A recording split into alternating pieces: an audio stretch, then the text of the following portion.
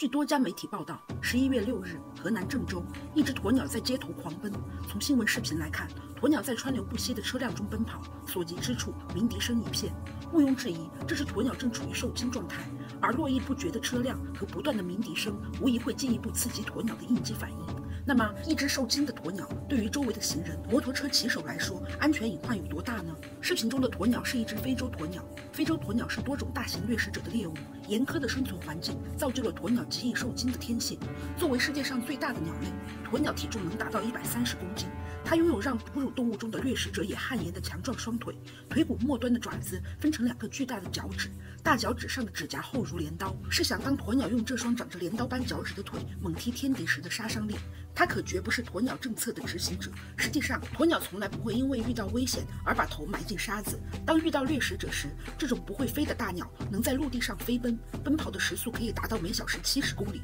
如果狂奔都无法摆脱掠食者，它的杀手锏就是这致命的一踢，甚至能对狮子、豹子造成致命一击。而这样的一踢加之于人，后果可想而知。其实，鸵鸟出现于马路、闹市区的新闻已经不是第一次报道。今年8月，云南昆明某街道上，一小女孩骑着装有马鞍的鸵鸟招摇过市的新闻一度登上热搜。作为从未被驯化的野生鸟类，鸵鸟的脾性和构造决定其绝非能成为坐骑的动物。在南非，一些养殖鸵鸟的农场提供骑乘鸵鸟的旅游项目。然而，观察发现，长期供人骑乘的鸵鸟的骨骼受损严重，这会引起鸵鸟的疼痛，并且作为野生动物的鸵鸟，在圈养和人类不断刺激的过程中，会承受巨大的压力。在疼痛和压力的双重刺激下，鸵鸟极易出现应激反应，从而发起攻击。因此，遇到狂奔的鸵鸟，行人需与之保持距离，车辆则需放慢车速，切勿鸣笛，以免加剧鸵鸟的应激反应，致使其发起攻击。再回到新闻，郑州街头的鸵鸟最终被交警赶到桥下，并且被动物园的工作人员控制带走，